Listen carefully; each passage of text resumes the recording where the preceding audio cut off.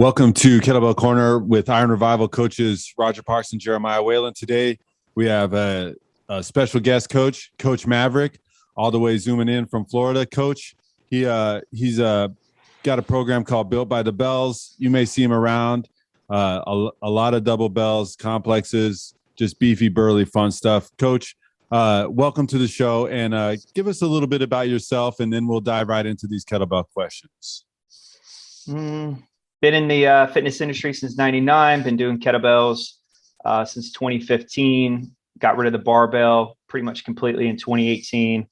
And basically the brass tacks on Built by the Bell is it's based on powerlifting.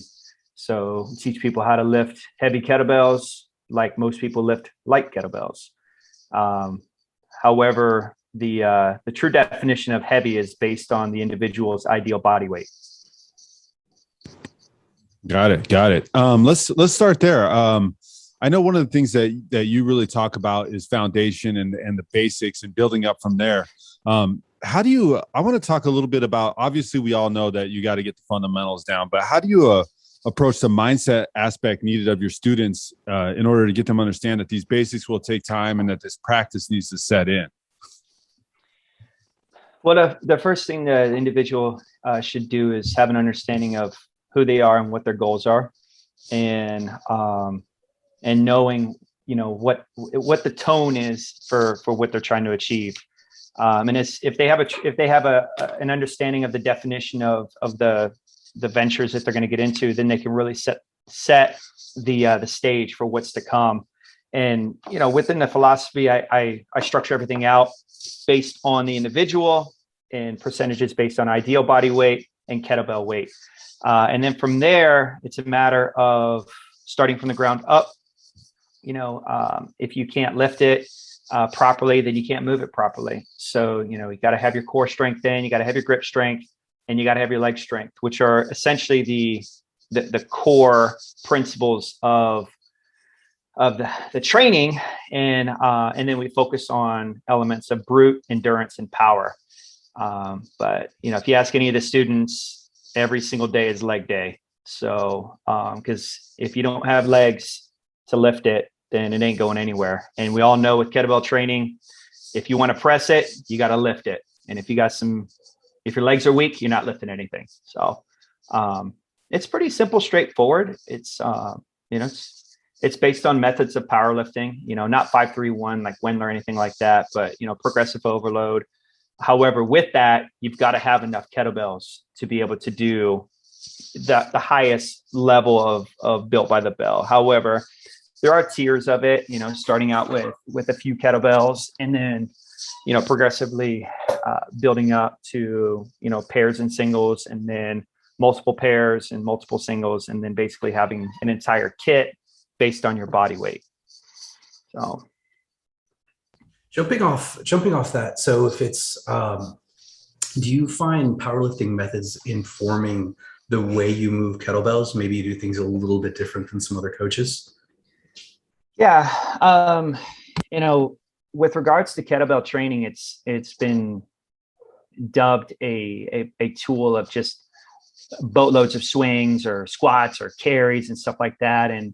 But if you parallel the movements, there's cleans in Olympic, there's snatches in Olympic, there's deadlifting and powerlifting, there's chest pressing in powerlifting, there's squats in powerlifting, and there's methods in techniques that can be used with the kettlebell to where the individual can get a certain level of strength, just as if they were using a barbell, without having to have just massive amounts of equipment. The one thing I will say with the kettlebell is that it really helps you get stronger for other modalities of fitness, whether you're getting into Brazilian Jiu-Jitsu or you're getting into Muay Thai, which is something that I just picked up. The transformation of power from the kettlebell into the body, we hit the bag or whatever like that. It's all transferable. But yeah, powerlifting makes sense to me, so I just changed the tool, and now they've got kettlebells up to 100 kilos, so there's really no excuse of it. But it doesn't mean that you need to go lift, to 500-pound kettlebells. It's just, nobody cares, but if you can pick up your own weight, I think that is something that's valuable, because if you can move your own weight, then you can move somebody who's as heavy as you or lighter than you, and you're a good human being or durable individual. And it's just something that I've learned from powerlifting, that nobody cared what I could bench press. Nobody cared what I could deadlift, and honestly, nobody does care. So yeah, that's true. I mean, just be a good dude, be a good human. Yeah, I mean, you're not walking through the store and somebody's looking at your physique, and if you do have a physique, you're abnormal. If you're built, you're going to be looked at like, God, do you ever miss a day at the gym? But you're not going to get, oh, wow, dude, how much do you deadlift? Nobody's going to care. But I guarantee you, if you're a next door neighbor and your lady or man comes over and says like, hey, can you help me? Can you help me move these pavers? I'm like, yeah, sure. And you're neighborly, so. Yeah. Like the general carryover to activities of daily living and stuff like that. Yeah. Is that, that seems like a solid approach to help anybody that's like really looking to get into kettlebell training. And I'm sure you've had your fair share of beginners come to you that are like, hey, I want to do this, or no, just everybody knows what they're doing when they get in there. I was curious, like, to see if you have like any prerequisites for anybody, or how do you like help them understand that like, hey, it's okay to move this weight without blowing your spine out, and not to be afraid of the bell, Yeah. So initially when I started the page, I did not, that was not my target market. My target market was, the individuals that basically already knew how to move kettlebells. They just wanted a different mindset on, oh, damn, I can go grab some 88s, or I can go grab some 106s, and I can move these for 3 to 5 reps, so on and so forth. There's certain loads that you can move for 8 to 10 reps, and there's certain loads that you just shouldn't be moving for that many reps, because the risk to reward is too high. And that's something that's embedded into the structure. But as we've grown and as we've, cultivated the field house, and to where it's been basically about me in the page, it's progressing into being about the field house and about the community, and growing people from zero to hero. Meaning, like, if we have an individual who walked the same path as me, did powerlifting for so long, got burnt out from it, and they're like, wow, this guy lifts heavy kettlebells, I want to learn how to do that. That's what we teach. So we teach people how to lift heavy kettlebells from ground up. Now, does it help if they've got some basic movement patterns already, downloaded? Yeah, that's cool. But, I've worked with many online students that didn't know how to lift anything. And now, through chat and talking to them and be like, hey, this is the goal for you. These are the bells that I want you to be moving, in a certain time zone. And they're like, are you serious? And I'm like, yeah. And then 3 to 6 months down the road, they're moving a pair of kettlebells at 70% of their body weight. And that right there, if we're thinking about strength, we're thinking about hypertrophy. If you're moving 70 to 80% of your 1 rep max in bodybuilding, you're building hypertrophy. But if you're moving 70 to 80% of your body weight with kettlebells, it's so much more massive on the body, because everything's centralized. So, and I know you know what I'm talking about, Roger, because I see you moving some weight over there. So, yeah, you go do a set of 8 to 10 reps with a pair of 32s for, yeah, back and buys, bro. It'll make you work a little bit. Oh yeah. So, but yeah. So let's go off that. I'm really curious about this issue of strength. I remember a buddy of mine showed me your Instagram profile. It was a few years back, and here's this guy. You had longer hair back then, and just wild, throwing around just kind of crazy weight. He's like, hey, check this guy out. And I remember looking at the time like, wow, I didn't have interest, or didn't even think that I could get anywhere near moving that kind of weight. Do you think most people have the ability to get as strong as you do? And I'm talking about, relative to their own body, percentage max, that sort of thing. Do you think everybody has that in them? If so, how do they go about getting started? Any person has anything in them. They just have to work for it. If you take an individual and they are carrying around their ideal body weight, and they put in the effort and they follow a plan and they fuel the plan with recovery and nutrition, they're going to achieve it. Now, something that may accelerate it is genetics and the capacity to learn faster, because the more efficiently you can move the kettlebells, the lighter they become, in theory. Because if you can make a pair of kettlebells that are equal to half your body weight, if you can make them move effortlessly but with intent, you're going to be able to progress to 60% and 70% bells, and then get up to full body weight pair of kettlebells. But anybody's got it in them. If you want to run a 5K and you want to run it in 24 minutes, it's 8-minute miles. You're going to have to progress. You're going to have to work. So through progressive overload and through training methods, anybody can get anything that they want to. And if they don't think they can, I'll prove them wrong like I prove everybody else wrong. And I don't mean that in a harmful way. I mean that in a way of like, this is what I want to see you do. I know right now you don't think you can, but let's follow this plan, because at the end of it, when you complete this recipe, you're going to have it. It's there. It's just a matter of finding it. Everybody's got strength in their body. It's just a matter of tapping into it and connecting this with that. And that's one of the hardest struggles with kettlebell training, is connecting the brain to the body. Preventing it from crashing in the rack or crashing overhead, or cleaning it smoothly and then, bracing for impact and, going right into a squat or into a lunge. To be able to do complexes and stuff with half your body weight or 60 or 70% of your body weight, you have to have a very, very strong core. So, and that's how I build people. I build people from the inside out. So from core to extremity. Got it. So you're kind of putting the pieces together for them, and as part of like these monstrous weights and people getting into their half body weights and upwards of 80% of their body weight. What are obviously part of it is going to be recovery. What type of recovery techniques are you advocating for them to use? Is it mainly just sleep? Is it do you have like sleep and stretching? What do you, or you have light days? What do you got? So within the subscription, we'll go anywhere from 4 to 5 weeks of overload training, and then we'll hit a recovery week. And most people, they're like, why do we get a recovery week? And I'm like, because you're going to be stronger the week after. And when people first get into the system and they find out that it's actually a program, it's not just random workouts thrown at you, which is common, they start to believe in the system, and then they're just walking through everything.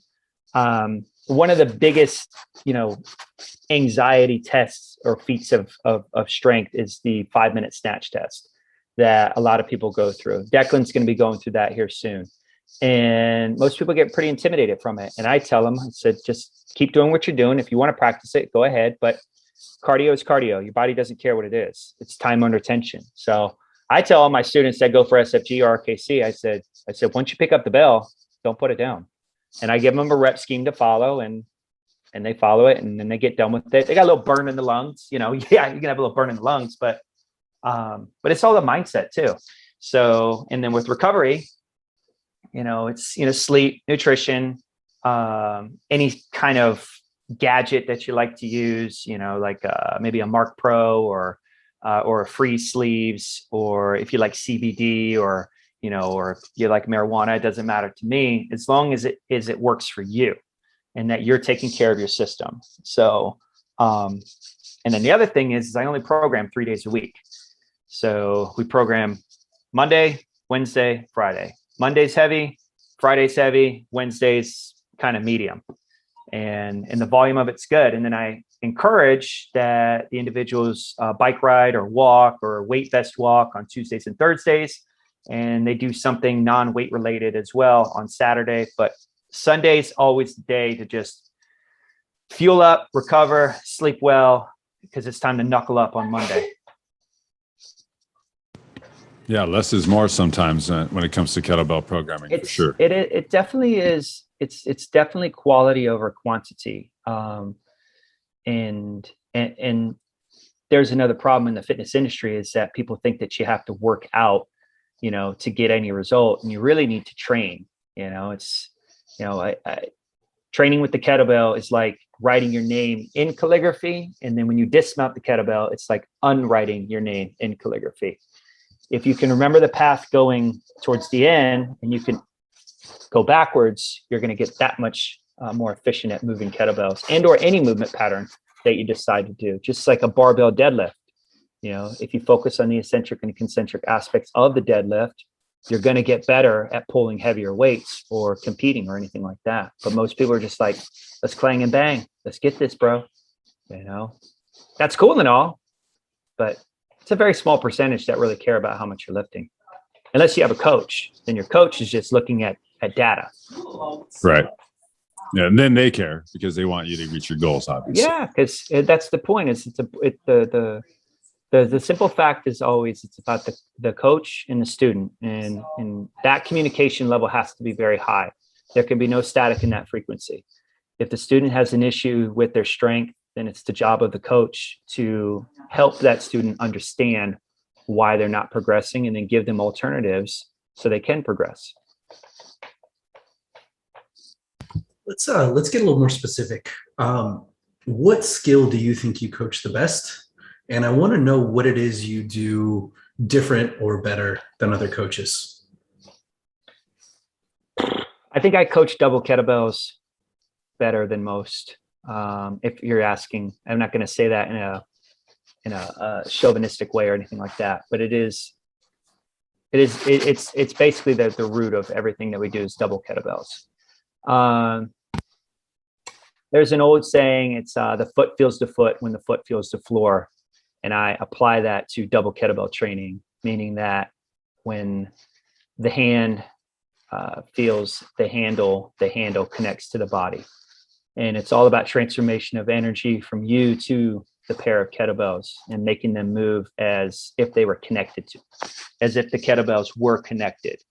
And that's very hard to do because you've got a kettlebell in your right hand and a kettlebell in your left hand. And now you're trying to make them move efficiently. And that comes down to making sure that, well, shit, my right arm is a quarter of an inch longer than my left arm. So I'm going to have to pull a little bit differently. And the only way that can really happen is when the student has an understanding of themselves, or if they reach out and they got a coach that can look at them, be like, hey, I noticed that you're pulling a little bit more.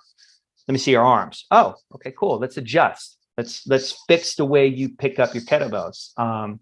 And that's another thing comes down to, is making sure that your feet are rooted, making sure that your hands are connected, and that when you load the system, the kettlebells are loaded to you. And then it's brace the core, do whatever it is that you got coming on. Because once they hike, they're connected and they go where you want them to go. They don't go where they want to go. And that's how you prevent the crash. And that's how you prevent the turbulence. And that's how you can make a pair of 48 kilo kettlebells look like 18 kilo kettlebells. But don't get me wrong. They're fucking heavy. Sign me up for that. They're heavy, man. But it's about making them connect to you. Like if you're riding a mountain bike, I'm 215 pounds. I may look like a butterfly riding down that trail, but when I hit the ground, it's like a bison, boom, boom, boom, boom, boom, hitting the ground. So we just got to prevent those rumbles. That's all. You mentioned the system. What do you mean by that? I think I know, but I think this is something important for people. Well, you mentioned the system. Are you talking about you and the kettlebells?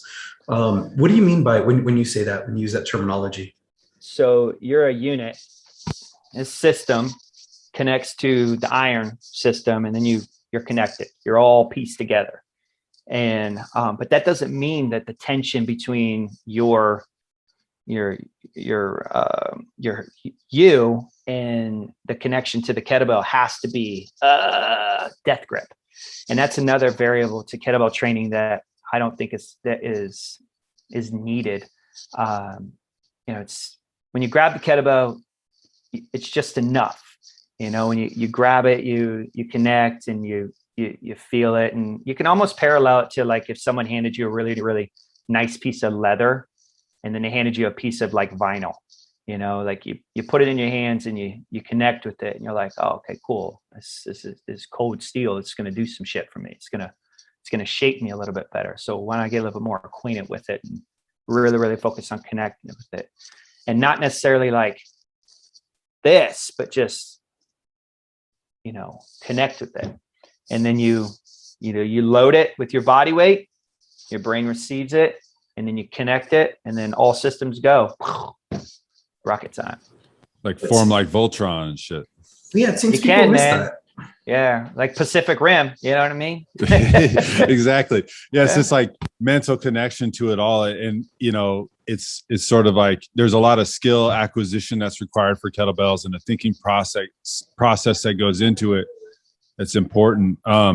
When you start people off, and I know double bells is your specialty, as you proclaimed, and as we can tell, as you make the 48s look like nothing, are you having your students start out at single bells just to build this connection and to build their awareness of the movements, or do you have them start with double bells that are maybe just a little bit lighter?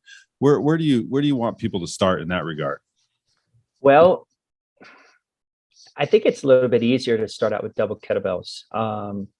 I just used a student recently that we just started, and you know, sometimes it's a little bit goofy. You know, if you start out like maybe with your left arm, your right arm dominant. So when you put something in both their hands, they can kind of be like, oh, okay, cool. This is cool. So it just depends on the student and where they're at athletically, and it also depends on, you know, if they know anything about the subscription, which is basically the full tier of Built by the Bell, which is the theme of the philosophy. But you know, if they start out with the single kettlebell program, and then they go to the double kettlebell, and then they're like, hey coach, I want more. And I'm like, well, here's a subscription. And then they're like, what is it? And I give it to them, and they're like, oh. And then within that, you know, there's video demonstrations given, you know, for, you know, when they're on the subscription. So they can see what's going on. But I think if we're going to start somebody out from zero, that we start them out with two-handed based single kettlebell, not double kettlebell. So, and definitely not doing like one arm cleans or snatches or anything like that, but really teaching them how to take one kettlebell from the ground up to the goblet, you know, press it over their head, squat it, you know, if they have the mobility, lunge it. And then, you know, a few other movement patterns. I don't really use the Turkish get up too much.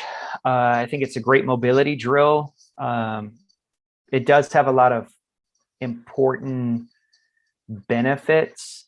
But my honest on it is it's just a boring movement, and I'd much rather do double kettlebell stuff and presses and, you know, stuff like that. But it does have good value. It's just, it's not on my top priority.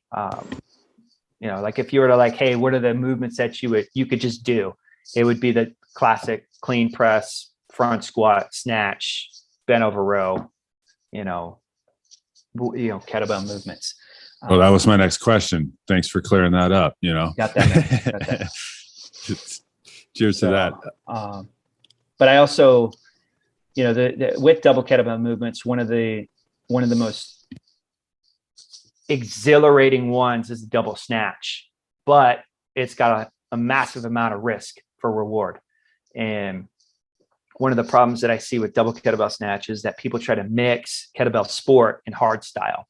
So they're coming up and they're doing this, you know, this snake thing right here, and or they're trying to do a hard style and they're catching it in a dip like a power snatch on a barbell, which you can't do because now you're taking a weight from in front, and then you're literally bringing it behind you, and then you're catching it, you know, in a quarter hinge with your spine completely extended, and then telling the bells to stop overhead. So I think with higher skill movement patterns, a lot of people should have a good understanding of the basic ones. Like learn how to clean a kettlebell, because all the double kettlebell snatches is cleaning kettlebells over your head.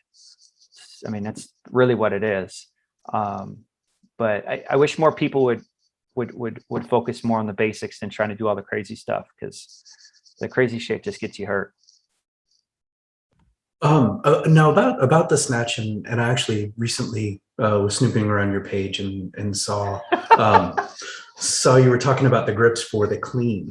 Huh? As far as the snatch, do you have a preferred grip for the double? It's like a 45-degree Okay, so start. same as the clean. Yeah, I think that you should have one hike, because if you have one hike, meaning like, if you got doubles or if you have a single, your body can re-ingrain that movement pattern. If you decide to go from a 45 to a pistol, or you want to go neutral, then now you've got three different variables that you got to think about. So just stick with one that works best for you. I find that short people that are really, like, if I have a short male or female and they're stocky, then a pistol grip is perfect for them. I feel like you're talking about me, man. Yeah. Yeah, I was going to say that. That's Roger. He's speaking. That's my grip, actually. I switched the pistol, and it was life changing. Yeah, it really is. If I have a student that's tall, but they got long arms, but they got a belly, they're going to pistol grip. Because if I turn them in, then they're going to get this contraction, and then they're going to compress their belly, and it's going to be super uncomfortable, and they're going to rotate in the hike, and then it's going to be a shit show. If I have a female student and they're chesty, then it's pistol grip. You know what I mean? It is what it is. So, that's another important aspect to kettlebell training, is making sure that your hand is properly positioned on the kettlebell so you can move it based on your anatomy, not on somebody else's. So let's jump off here, because this is one of my favorite topics, and one thing I think a lot of coaches miss is tailoring movements to individuals. So you've identified, so you obviously have a system in place, whether it's experiential or you did some studying and you figured out some fancy ass geometry or whatever you did. But when you see a tiny little man like me, you're like, okay, that dummy needs the pistol grip. What do you have these things in place, these standards? Do you have certain expectations with certain body types? Do you have a process that you go through to tailor movements to particular people? It's just what makes sense, man. It's like, if you're short, and you got, if you're moving the kettlebells and I'm looking at you and I'm like, that ain't working, try this, and you try that, and then you pick up the kettlebell and you look at me like you just won the fucking lottery. That's the logistics of it right there. The one thing I've learned is that, me personally, nobody gives a fuck about this angles and these 45s and all this bullshit. Like, talk in terms that make sense to people. If I'm working with a hockey player and they've been playing hockey for the longest time, I'm gonna be like, how do you defend, an opponent? And, we're on a video chat and they'll get in their athletic position. I'm like, great. Be like, now stand in front of the kettlebell. Okay, cool. Hike that. Stay there. Don't raise your butt up. You raise your butt up, you lose power. Oh shit, that makes sense. Or you get a shortstop in baseball. You get a cornerback, or you get a center, or whatever it is. I mean, everybody knows that. Or even if they have played no sports at all, what would you do if someone was going to come and try to tackle you? You'd get ready. Your butt's going to get low. You're going to get low center of gravity. So whenever I'm coaching somebody, I just use things that make sense. And because at the end of the day, 95% of the individuals that are training with kettlebells are moms and dads, 9 to 5, and they ain't never done shit in their lives, and they just want to feel good. And everybody wants to fucking look good naked. That's really that's the fucking reality of it. No that's shit. all it is, man. I mean, if you're running by the mirror, and you stop yourself, you're like, hey. Yeah. If you run by the mirror and you're like, God damn, where's my towel at? But if you walk by the mirror and then you strut by the mirror, you'd be like, that's hard work right there. Yeah, that's you all hear everybody ZZ Top in wants. your head. You're like, Yeah, I'm man. feeling this, That's all everybody wants, man. And it doesn't matter what you use to get it. It only matters what makes sense to you. Like, I've got individuals that reach out. They're like, Coach, do you do anything else? And I'm like, yeah, I do barbell, I do clubs, calisthenics. What do you want? It's all the same. It's just what tool makes the most sense to you. You know, I've had an individual reach out to me for just a pure calisthenics program, and then they wanted kettlebell finishers. All right, what size kettlebells do you want to use? I just want to use a pair of 12s, or I want to use a pair of 24s. Okay, what do you want to achieve with the calisthenics? I want to be able to do a pull-up, and I want to be able to do a dip, and I want to be able to do a pistol squat. All right, cool. This is how we're going to do it. You know, test them, see what they can do, work back from there. Done. That's all it is. There you go. What about this is kind of interesting, and I'm always curious about what other coaches have, or you as an individual when it comes to like warming up. You know, some people have like these elaborate warm-up routines.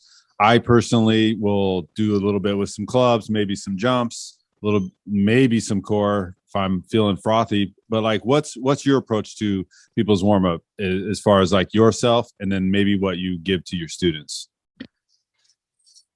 Warm up for what you're doing for the day. You can relate it to if you're going to go at the track, you know, warm up to go run, you know, warm up to do kettlebells. Know what your plan is. You know, if you're a type of person who just does random GPP, then your warm ups are going to be chaotic. Your recovery is going to have a lot to do with your warm up, because if you say you did heavy presses on Monday and heavy squats, and you didn't do shit on Tuesday to recover, when you go train on Wednesday, you're going to feel like a bag of bricks, sluggish and slow and stuff like that. So it's not necessarily what you do before you're about to warm up for your daily training session. It's about what you did the day before that helped prepare you for what you're about to do. So that's where it comes down to making sure you take care of yourself, things of that nature. But me personally, I warm up for whatever I'm doing for the day. If I'm squatting, I'm getting loose. I'm getting a little bit limber. Everything's dynamic.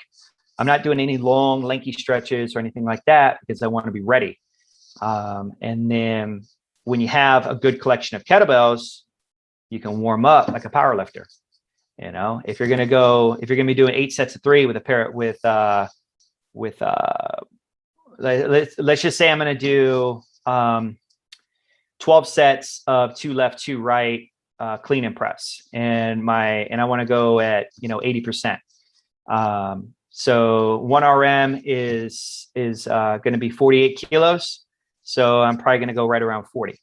So I'll warm up with a 28, a 32, a 36, and I'll just do singles, just like you would with a barbell, and then boom, 12 sets of 2. If you're going to do deadlifts 12 by 2 and your weight is 315, you're not slapping 315 on the bar. You're going to warm up appropriately too. There you go. That's it. But now if you're just warming up and you don't have a full kit of kettlebells, whatever your plan is, warm up for your plan or your main lift. So your first section. And don't do anything more than that, because I guarantee you, if you got your program written out right, you're going to be ready to rock and roll for your section B or section C. And then within Built by the Bell, you've got a main lift, you have an accessory for the main lift, and then you have a finisher. And then that's basically how it's written out right there. Or you may have one day where it's just all accessories, because day 1 and day 3 were horrifically heavy. So you don't have anything left in the tank to do anything but accessories. And there's another problem with accessories is everybody thinks you need to kill yourself doing accessories with like weights and all this stuff. Accessories is an opportunity for you to further solidify your brain to your body and connect.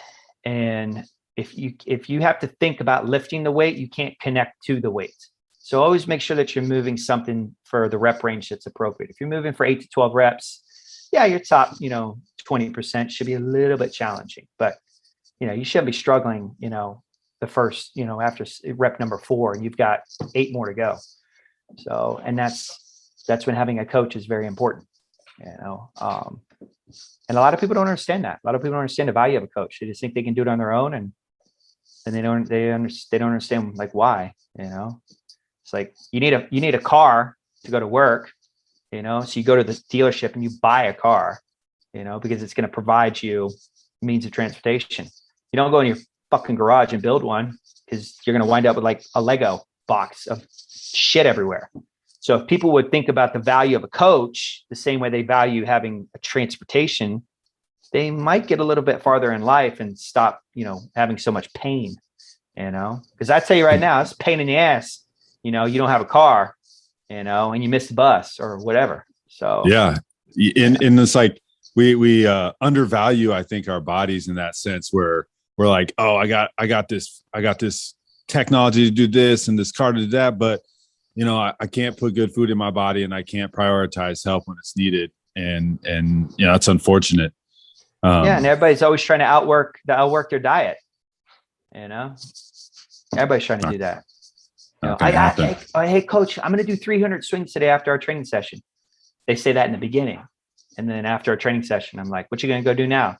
I'm going to go eat some food. And I'm like, exactly. You don't need to do anything else.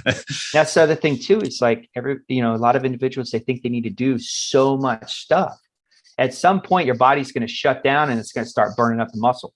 So just give it enough, and take care of your system, just like you put, good gas in your vehicle and you change the oil every 5,000 miles and you check your fluids and your transmissions and stuff like that, because you've invested into your vehicle. And if you've got a $30,000 or $50,000 vehicle, that's an investment. Like, you have a bigger investment with your body, like your car is going to last as long as you take care of it, but your body's going to last as long as you take care of it, and then you're dead. Yeah. So, and unfortunately you don't get that bill until it's too late. You don't prepay for that body. No, you don't get a repeat. Like if you don't take care of your car, boom, takes a shit on you. You can go buy a new one. You don't take care of your body. You go get a checkup and they're like, hey dude, you're fucked. Here's the bad news. Oh, how'd that happen? Be like, well, what have you been eating? Oh, well, I go here and here and I drink this and I drink that, and everything that they're listing is bad. People don't think that way. They just think, oh, I'll do it tomorrow. Oh, motherfucker, there ain't going to be no tomorrow one day. That's true. It's true for everybody. I had a quick question about, when it comes to, you got this approach with the heavier bells.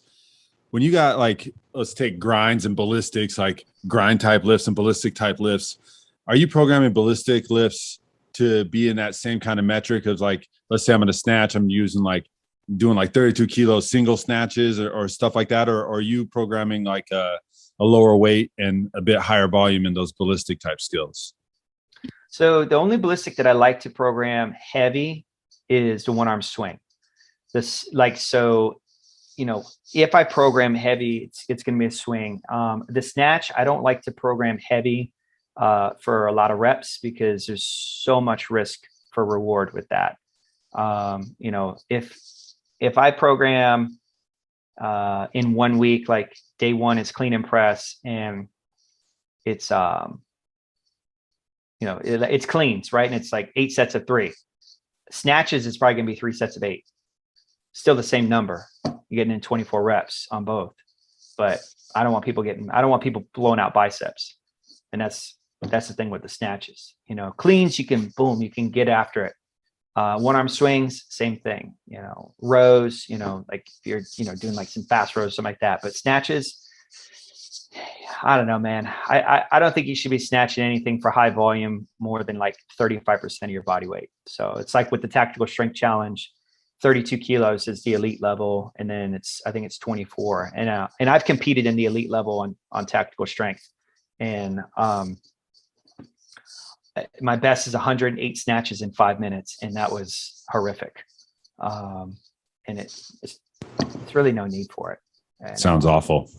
It is. But the other thing too is, like, with snatching, there's a lot of individuals that are doing this from this dead start position. And that's something that I don't teach. I don't teach this. I don't teach a dead start, because it puts so much strain on your neck, your traps, and your biceps, and it puts it on vulnerable muscles. And that's what we don't want, is we don't want to expose our vulnerable muscles. So you want to put the weight on the body. So that's kind of my method on snatches. So do you like have somebody like do a couple swings to get going before they start snatching, or yeah, can you clarify that a little bit? Snatches usually is like towards the latter part of the week, because the individual's usually a little bit fatigued by then. So it'll encourage them to not go crazy with their weight. Yeah. So I set the individual up to make sure that they use a weight based on how they feel. If I program snatches on Monday, you best believe everybody's going to be trying to yoke up some heavy shit. They're ready. They know Monday's heavy. We ain't messing around here. Yeah, you got a Sunday recovery day. So that's right. Quick question about your complex building. So, you see a lot of complexes out of you. What are you thinking? Are there boxes you check? Are you waiting for divine inspiration? Are you, pulling numbers out of a hat? How do you figure out what goes where? I'm always looking to get a certain number out of a complex. It's usually anywhere. It's a total rep range anywhere between 24 and 30. So I like to do chains, and that's where I'm always striving for, is to hit that number right there. And it's usually a giant set if we're doing like a complex like that.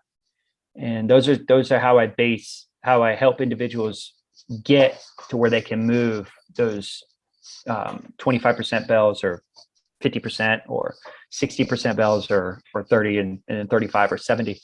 And it's a very, very indirect but direct way to get them to move bells. Because if I tell you, do 5 sets of 5 cleans, that can, and then 5x5 press and then 5x5 snatch, and I give you 5 items. But if I have you do, 5 rounds of, swing, clean, press, front squat, snatch, so that's 5 reps, and I have you do it 5 rounds, that's 25 reps. And then if I have you do it 5 times, that's 125 reps.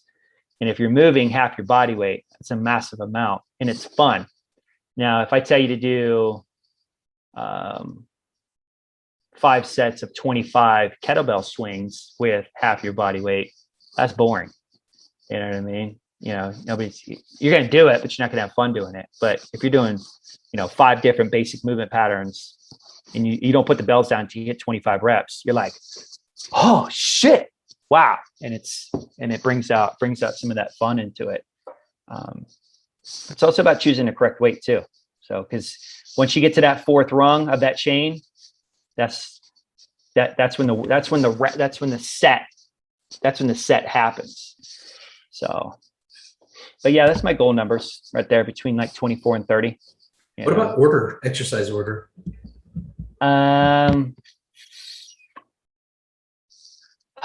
It's got to make sense, like movements. That's the cool thing about kettlebell, is that everything connects so cool. Like if you're doing a swing, a mid pull, and a clean, you're doing a skill building complex. You're generating the hike, then you're generating the mid pull, which is the transition point right before the clean, and then you're doing a clean. And then if you want to make it nasty, you could reset it with a push up, so drop down, boom, hit a double kettlebell push up, and then go swing, mid pull, clean. But when I see somebody do a swing, a mid pull, and a double kettlebell snatch, that doesn't make any sense to me, because they don't go together. So you're skipping a step. You're skipping a step. But if you're doing a swing and you want to skip the high pull and you want to go swing, snatch, front squat, now you're just looking at death. So swing, snatch, front squat, but everything's got to blend together. You don't have to hit every, you don't have to hit stage 1, stage 2, and then the finish point. If you want to go swing, snatch, that's cool. You're working the low end, and then you're working the finishing end. But if you swing, high pull, snatch, then you're doing skill building. And then that means that you need to use a certain amount of weight, because you're trying to focus on skills and drills. And if you can't own the drill pattern, then you sure shit are not going to achieve the skill. And that's another thing that people are trying to do, is they're just trying to get the skills without focusing on the drills to achieve them. Okay, let's do a little self-assessment, Mav. What's your worst kettlebell skill, and what are things you're doing to improve it? The Turkish get up is my worst kettlebell skill. To improve it, I am working on my bicep mobility and my tricep mobility. The reason why it's very hard for me is due to some unforeseen injuries and some overcompensation of muscles. So I tore my tricep in 2012, like a mild tear. So it's prevented my arm from fully locking out. Because of that, the bicep, gets bicep tendonitis really, really bad. So, and then the brachioradialis starts to light up. So it really comes down to not being able to lock out the elbow efficiently. And that's the reason why the Turkish get up is a challenge for me. The other one is a pistol squat. So, I can do them. I got the Beast Tamer in 2017. But I wish it was a movement I could get better. And the only thing that I'm working on with that is my ankle mobility. And I dislocated my ankle a while back. And so it's usually come down to an injury that's prevented the movement from happening. Physical limitation then, basically, right? And plus, you already confessed that you think Turkish get-ups are boring as shit. So you're not really highly motivated to get better at those maybe every single day. I will tell you this, though, man. It's one of the things about kettlebell training is that it can get a little bit dogmatic. It can get a little bit mundane. And even though I don't like Turkish get-up, I've kind of rekindled a desire for it. So I do Turkish get-ups throughout the week now. And I just work up, I found a 1 rep max a few weeks back, and now I build up to it, twice a week to about 80% of it. And I use it in the beginning, just to see where I'm at. I take it very seriously, but I don't take it like seriously, because I still want to find some playfulness in it and have a little bit of fun with it. But the Turkish get up is not a bad movement. It's just not one that I prefer. I feel you. It is. There's a lot to it. It's a grind. Hey, anybody got any questions for Coach Maverick? I do have a quick question. Your rep scheme for the snatch test, being that I'm going to go do this at some point, end of this, my shoulder holds up. You tend to focus more on the endurance. So you said not to put the bell down. So just kind of talk me through. I know we talked, I think, a long time about this. I don't remember. It was a while ago, but if you can just kind of recap that rep scheme that you were talking about. So I always start out with a non-dominant arm. Non-dominant arm is when you start out with. And I do 20 reps. And then when I swing and I switch, I do a very, very dramatic swing switch. And I float the kettlebell as much as I can. And I try to take a couple big breaths of air, like, right? So I get that in. And then it resets everything, because now I go into my dominant side, which is super confident. And then I focus on just keeping structurally safe. Sometimes when people are doing snatches, they just lead with their dominant shoulder, and they just it's like they're throwing shit over their shoulder. And then I do another 20. And then after that 20, I swing switch. I take a big gulp of air, and I do 15 left. Swing switch, 15 right. Then I do 10, 10, 5, and 5. And I usually finish the snatch test in somewhere between, my best is 3 minutes and 28 seconds. And my consistent average is right around the 4-minute mark. Okay. So, and I don't let anything get to me. So normally when I do this, if I do the snatch test, like my last time, there's this guy right next to me, and he came out the gate like a madman.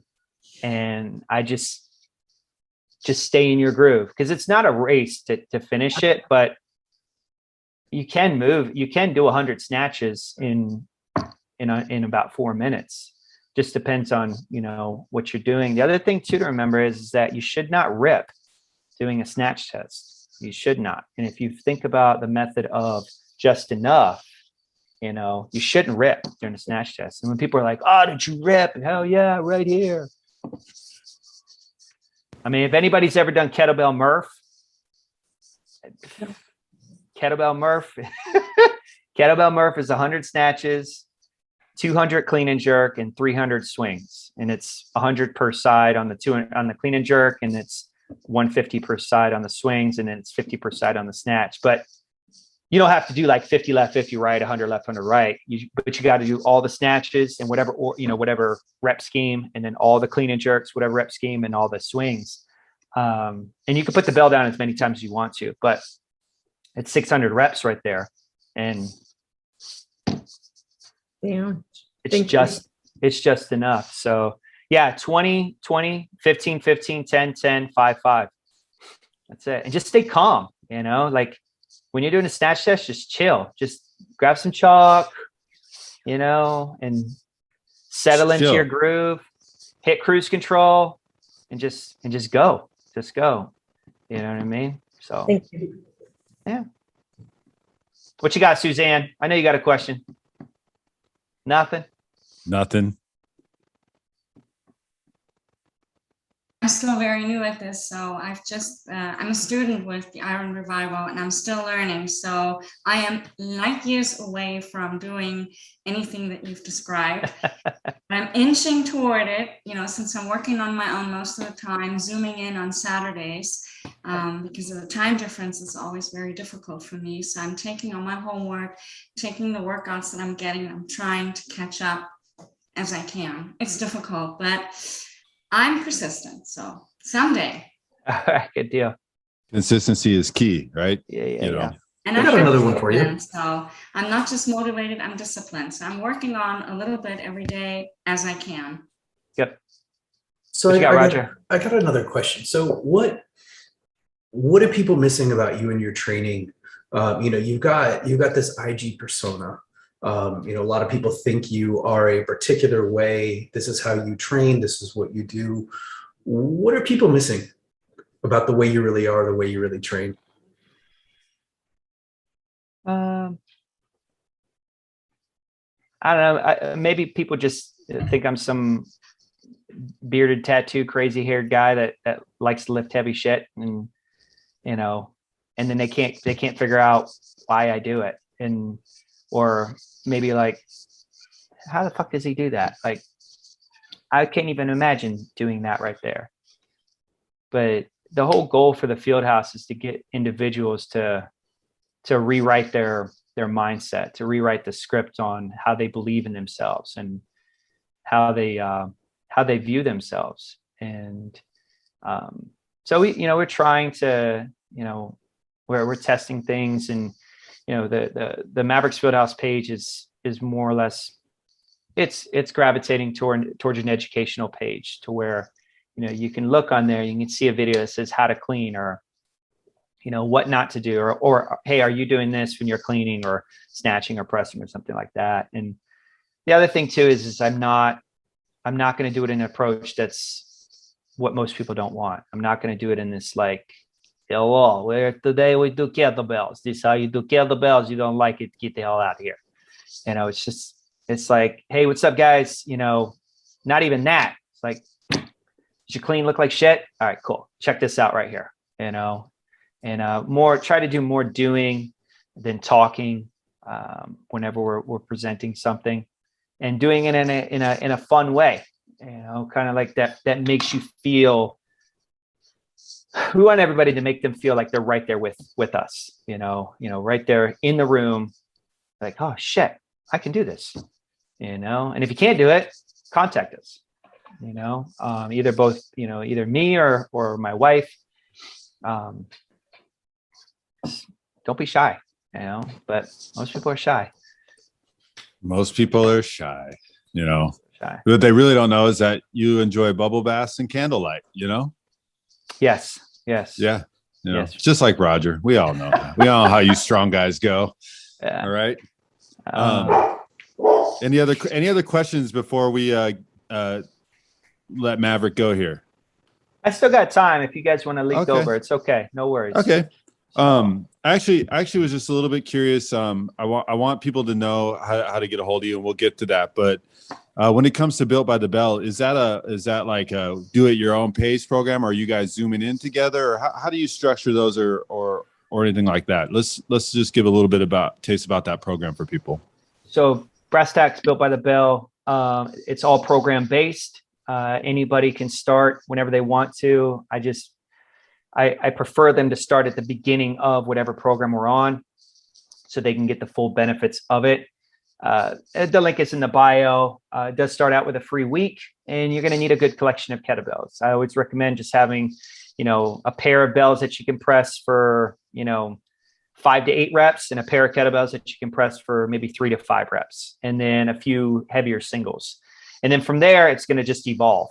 If we take Declan, who's been with the Field House for quite a while now, if you were to look at his kettlebell kit when he started and you look at it now, you'd be like, wow. And that's really what happens when you join the Field House, is your mind gets exposed to what you really can do with a kettlebell. Because right now, most people just think, this is all I can do. That's it, but I'll teach you that you can move those heavier bells for maybe a little bit less reps, and then eventually be able to move them for a certain rep range, and then prepare yourself for the next endeavor set of bells. But everything's through, Instagram, or you can go to mavericksfieldhouse.com. And, we're working on some new projects right now to get some more programs out for individuals based on, the way the world is right now. So getting it to where it's economically enticing, for the individual to be able to join the Field House. There's a lot of value with it. So it's not like it's, some cheapo cut and paste or anything like that. If you really want to know how the DNA of the programming is wired, Declan can expose that for what it is. And me and him have had no prior conversation, so whatever he's going to say is likely story. First guy to join. I mean, I'm just saying. All right, I'll trust you because you're Canadian, Declan. All right. He'll shoot it straight, man. He'll let it know. Tell him how it is, Declan. No, I will. I mean, first I want to say, just to add on that kettlebell, I think I started off with 3. I think at last count I'm at 28. So yeah, the kit grew a little bit in a relatively short time. But what I will say from the programming, and I was looking for something, when with gyms closed and whatnot, I wanted something that entice me, but a little bit different. And I didn't really know that much about kettlebells. We had it a couple, we had some people do it a little bit in the gym, but, I think you kind of alluded to it earlier. Those were, when I look back at what was being taught versus what was, the proper form, the proper technique, it was just totally garbage, and surprised a lot of people didn't hurt themselves. But what Mav's program was able to do was really break things down into its simplest functions. And really, I think what really helped me is the way that he specifies with your weight. When, talks about, a light kettlebell, a medium kettlebell, and a heavy kettlebell. And a lot of people will say, well, what does that really mean?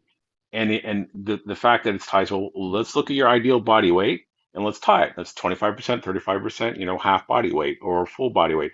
And that just makes it a lot easier for when, all right, this is where I should be aiming. This is what I want to try to achieve. And let's say I'm trying to do something that I should be doing a half body weight, but I'm not there yet, either from a form or whatnot. Then, dial it back a little bit and I work on that. And the way the program is structured is slowly but surely, not only does you clean up with your form, and he has, on the video tutorials, he has a lot of cues that he provides you, that once you're doing that just the strength and the improvement just progressively came before I even knew it. A couple of weeks would go by, or we'd finish a 4 or 6 week block, and we'd go to the next block, and then before I know it, I'm up 4 kilograms on the next weight. But still maintaining the same form. He always says, when you're swinging a kettlebell, if you're swinging a 16 or you're swinging a 48, it should look the same. So it's really having those type of that mindset and those cues in mind of when you're, executing on the program. So definitely been beneficial for me, that's for sure. Excellent. Well, you sound like a real patient guy. So I'm sure you were able to settle in and just roll with it as he put you through the paces. Maverick, I'm curious, and this is just my personal general curiosity as as the heaviest presses in the world elude me still, probably because sometimes I'm like a sandbag in the middle. But what's your max press? 56, 64, 98 kilo. What are we looking at here? And what's your max double press? Max double press is double 48s at 212 pounds.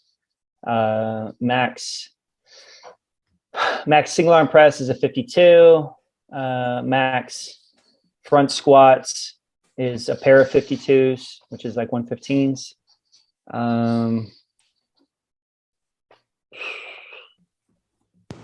Max goblet squat is a 92 kilo for 5.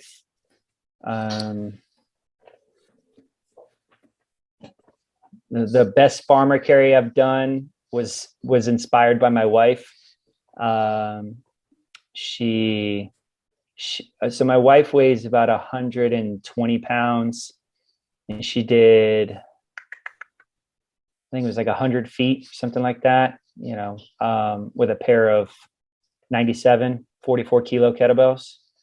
And it was like, you go, I go. So I have a rule that I have to do double what she does. Well, that's a silly rule to have, but okay. Sucks. But yeah, my wife inspires me a lot to lift. So my wife at one point has cleaned a pair of 28 kilo kettlebells, which is a little over her body weight. That's nice. So yeah, she motivates the shit out of me. But we within the philosophy, I do have systems for people, when they're like, hey coach, what am I looking to achieve? And I'm like, oh, well, you want to, okay. So the one is, it's a body weight complex, and it's 2 bells that are plus or minus a couple kilos equal to you. And it's a clean, a press, and a front squat. And I don't care if you're a man or a woman, because everybody can get strong. Everyone get strong. Yeah, everybody can get strong. I'm with that. Yep. That's right. It can. And then, 10 left, 10 right snatch at half body weight, and Turkish get up at half body weight. And I got another one from a guy named Ollie Quinn. He's got, it's an awesome one. It's 25 goblet squats at half body weight, which is really, really gnarly. And then I have a few complexes that I do.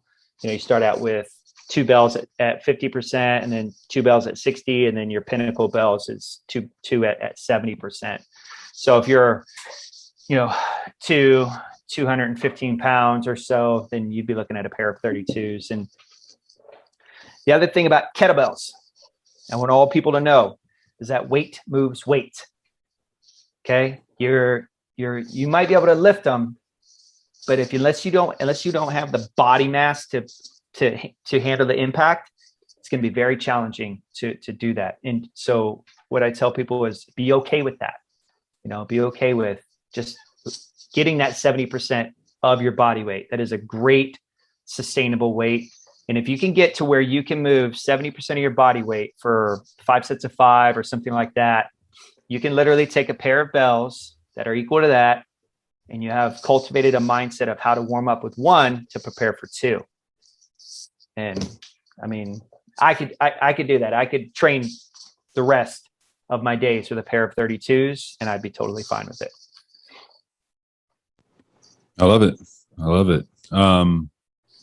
I think that's all I got. Roger, you got anything else? At least for this round, Maverick, hopefully we can have you back, because I know that there's some things in my personal goal list that, I may need to seek out some of your expertise on. But yeah, man, just call me. First things first. I got a goal right now. I got to get past that, and then I'll be at you. Sounds good, man. Good. We appreciate you coming on, brother. And I for sure have some takeaways from this, and I can't wait to share them with everybody else when this comes out. And thank you for taking your time, and thanks to everybody who comes in and joins us week in, week out. We really do appreciate your willingness to get better and learn from all these great coaches. Roger, you got anything else? No, I'm solid for now. I mean, got my wheels turning. One thing that I actually do have a tiny question, and this is for Jeremiah's benefit. Thank you. How long does it take you until you're comfortable moving up to another weight, another bell? Are there markers? Are there time frames? Yeah, I'm on one right now. I'm on a venture to get better at the 40 kilo kettlebell. I don't even mess around with the 36. It's like I don't. It's mess weird. It's around. no man's land. No, it is. It's a great transition bell for, bottoms up presses or something like that. But I don't know. It doesn't even have as much value as a pair of 32s. It's like, oh, you did 36s. Why don't you just do pair of 40s? It's like, you know what I mean? But no, I have a beef. Like I want to be able to master the 40 kilo kettlebells. But I have found that I can't do that unless I weigh a certain amount. So the question is, when do you know to go up? Well, when you've embraced the philosophy for a long enough period of time, you just know. When it's time to go, and it's like there's a lot of gut feeling that goes into kettlebell training, and there's a lot of like mindset that goes into it, and it's just like this aura that you really start to achieve when you kettlebell train. But if we're looking at a statistic or a data point right there, like I tell people, if you can do, if it's 5x5 and you can do that for 2 to 3 weeks consistently, go up, or build to a heavy. And that's something that's promoted in the system as well. It's like, if you're doing goblet squats and we're doing 3 sets of 8 and you've got 3 kettlebells, start out with your light, go to your medium, and then go to your heavy. And then eventually start out with your medium, stay with your medium, go with your heavy. And then eventually you go medium, heavy, and then eventually heavy, all 3. And then, so, and that's how I program, is I program for the individual to be able to get to accelerate in those, like, just like Declan had said, he goes 3 weeks into it and I'm pressing or I'm moving 4 kilos more. And I'm like, how the hell did that happen? It's like the aha moments. Yeah. Aha. That works. So a little bit of patience and a lot of confidence. You got to enjoy that. You got to eat a enjoy bunch it, of food. man. Yeah, you got to enjoy it, man. It's like everybody's in a rush to do something. Like if you take your time, it's gonna stay with you longer. If you the more you can connect with anything, the longer it sustains in your body. If you just try to just get it done, then you're not going to remember it. And how you finish is how your body remembers. If you're doing, clean and press and you just let that thing just fall to the ground, that's how your body remembers it. But if you park it like you own it, then your body remembers how to pick it up. It's things that make sense, but nobody wants to do.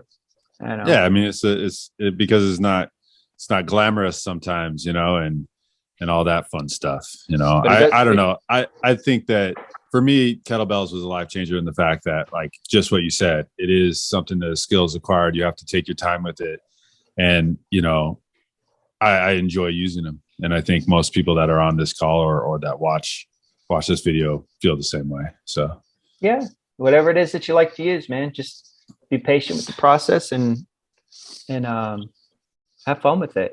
Like if you like running, don't just run, enjoy the sights, like if you like running, you're a crazy person, you're a crazy person, or you got a reason to.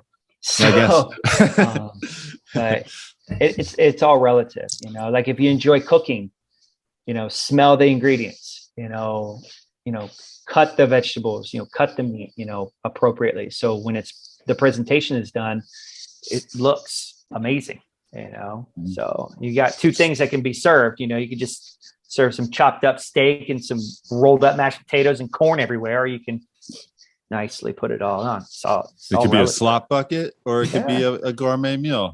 I think my biggest takeaway then from this call is sometimes you got to just stop and smell the roses. Yeah. Take your time with that shit, you know? Yeah, Take your time remember to do that. it. Remember that when it comes time to do your presses. Yeah, that's my nemesis, man. I don't know. I'll get past it eventually, you know, but the press is not about pressing a lot. Yeah. You don't have to press 100 times a week to press a lot. You have to have a good supporting cast. Squat more. Okay. Gotcha. Well, I mean, legs lift the bell. Yeah. You said that at the top.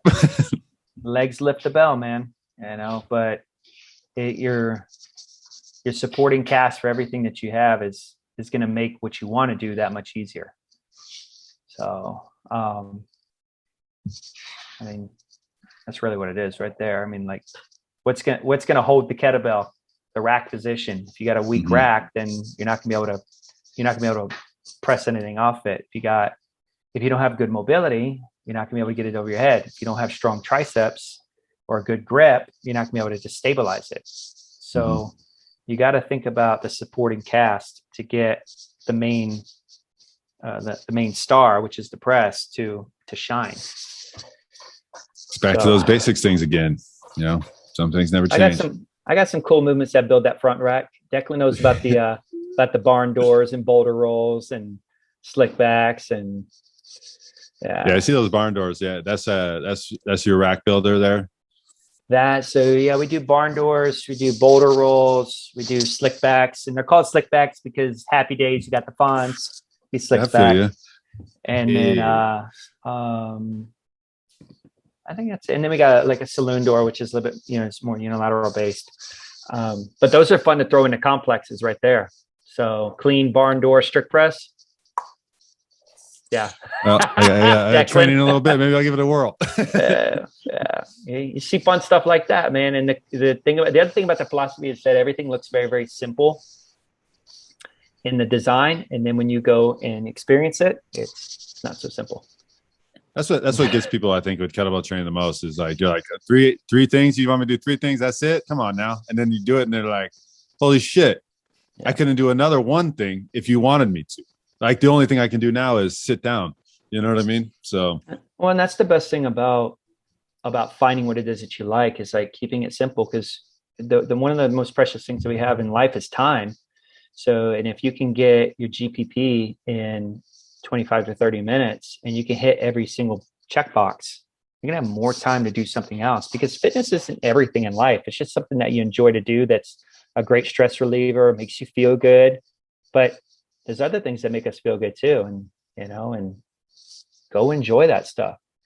Fitness just makes you feel good, you know. But just a part of the whole puzzle, you know, not everything. Feel good. And fitness is anything. You like yoga, you like Pilates, go do it.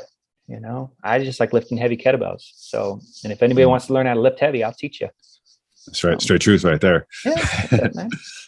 All right, cool. Well, I think that's about it then. You know, let's end on that note.